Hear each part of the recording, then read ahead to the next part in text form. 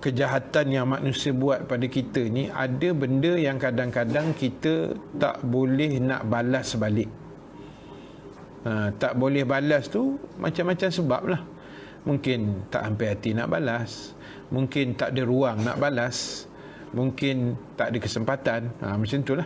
Jadi Allah tahu semua benda ni. Lalu dia kata dalam ayat 25 tu, Allah kata aku buat akhirat, dan di akhirat kata Allah, aku akan hukum manusia besok.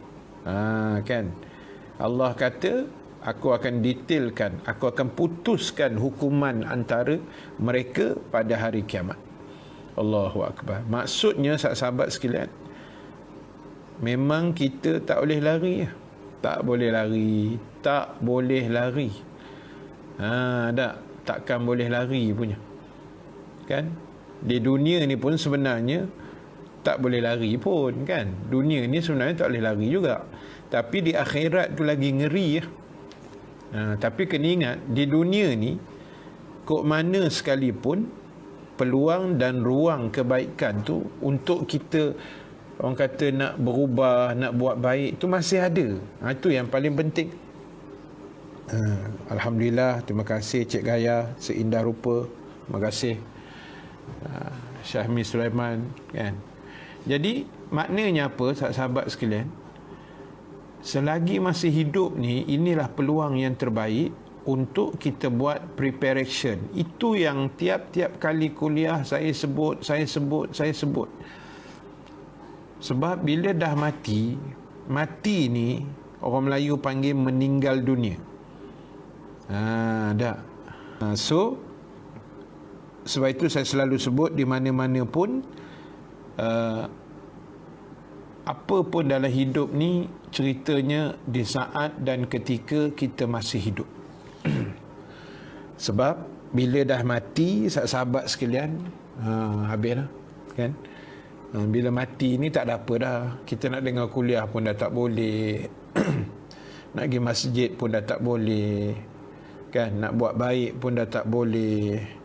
Nak apa lagi, yalah, nak semayang, nak puasa Ramadan, mati lah. Cerita mati memang tak boleh buat apa-apa dah. Allahu Akbar. Sebab itulah bulan Syakban yang kita duduk dah 22 hari bulan ni, 22 Syakban, maknanya 8 hari lagi, insya-Allah, biiznillah, seminggu lah kita kata dah. Jangkaannya hari Jumaat depan kita puasa. Sebab itu kena berdoa banyak. Sebab masa-masa ni masa-masa yang sangat genting. Sangat genting. Tak? Sebab ada orang yang Allah tak bagi ruang, Allah matikan mereka, tak sempat masuk Ramadan. Allahu Akbar. Kan? Ramai orang mati tak? Hari-hari orang mati. 2-3 hari lepas kan saya cerita, sahabat saya mengaji Mesir, orang baik, Ustaz Muhammad Bukhari, orang Kelantan, Ketereh, kan, meninggal. Kencing manis, baik, orang baik, 40 lebih, sama saya 46. Daerah tu lah 46, 47. Ceritanya tadi, masih hiduplah kita ada ruang nak buat segala-gala yang baik, kan. Dah mati, masuk dalam kubur. Jangan kata masuk kubur, sebelum masuk kubur pun tak boleh buat apa dah, kan. Bila dah meninggal, dibaringkan di atas tilam katil tu, dibungkus, ditutup dengan kain batik, kan. Orang pun datang baca Yasin dekat mayat kita, tak boleh buat apa dah masa tu. Lepas tu orang mandikan kita pun tak boleh buat apa-apa dah, kan. Jadi Allahu Akbar. Syukurlah sahabat sekalian, kita masih hidup lah. Syukur sangat.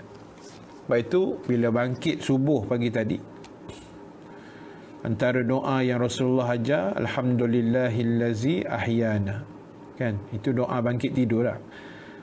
Paling tidak pun kita jaga-jaga tu, kita sebut alhamdulillah. Jadilah sekadar ucapan alhamdulillah. Sebab kita tidur malam tadi tu, lepas tu kita boleh jaga balik, jaga dengan izin Allah. Sebab itu ada orang tidur malam mati, kan? Mati tengah tidur, mati tak bangkit dah pagi ni, meninggal dalam tidur dia panggil. Tapi kita boleh lagi tengok live, tengok handphone, boleh tengok muka isteri, boleh tengok muka anak-anak, boleh tengok muka suami. Syukur pada Allah. Walaupun kita dalam PKP ni lah, tapi orang kata segala-galanya ada. Alhamdulillah.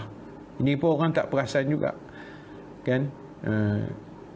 Kita ada di rumah, ada anak, ada isteri. Ada orang di rumahnya tak ada siapa, anak dekat asrama, tak boleh balik kat kampus, kan? Tu tengok dalam berita tu kan, kerajaan tak bagi balik kan, budak-budak yang duduk di kampus ni, supaya tak naklah bawa kok ada virus tu mata-rata kan. Risiko tu tinggilah. Kita anak cucu semua ada kat rumah, kan? Lepas tu ada TV, ada Astro, ada aircon, ada kipas, ada internet, ada makanan. Apa lagi yang kita nak tak? Bersyukurlah, jadi hamba yang terbaik. Berterima kasih atas nikmat ini. Sebab kita tengok orang-orang lain di luar sana memang Allah kesian. Kita ni ada jugalah laman rumah kat depan yang duduk flat, kan? Yang duduk rumah flat tak tahu ke mana nak dihala, kan? Nak keluar tak boleh, belega dalam rumah tu, kan? Kesian tuan-tuan. Ini apa, Allahu Akbar. Tu saya katakan tadi,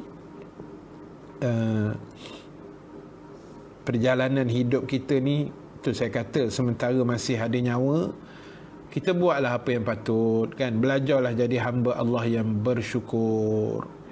Kita masih sihat, masih ada selera makan. Orang lain sakit, orang lain tak ada selera makan, orang lain jadi gelandangan. Kita ada rumah walaupun sewa, kan? Macam saya ni pun rumah sewa juga, kan? Nak beli tak mampu lagi, nyewa daripada dulu, kan? Nak buat macam mana tak? Belum sampai masa, perancangan tu ada. Jadi sahabat sekalian, belajarlah bersyukur. Tengok-tengoklah orang-orang keliling apa semua ni tak? Tengok-tengok, perhatikan, supaya apa yang kita buat ni tidak akan tersasar daripada banyak dosa ni pasal kita tuduh orang macam-macam, fitnah orang, kan?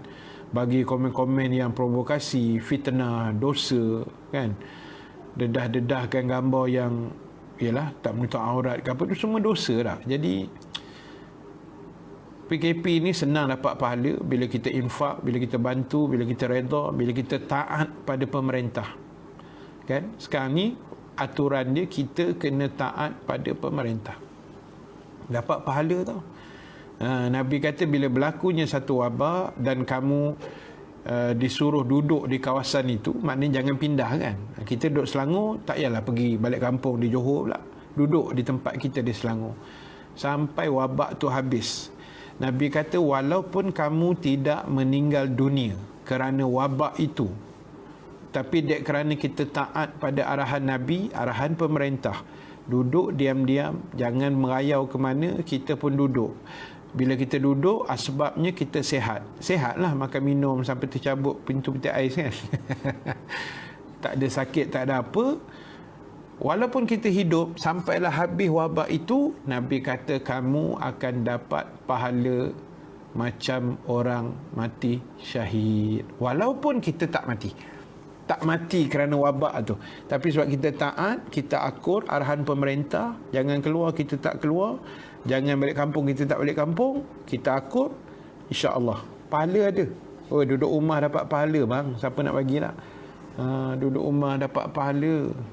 Jadi sebab itulah yang penting pada kita hari ni, faham kaedah, tak? Faham kaedah. Tolonglah hargai frontliner kita. Sebenarnya frontliner tu kita sebenarnya, rakyat, kan? Tapi kita faham frontliner ni doktor, askar semua tu lah.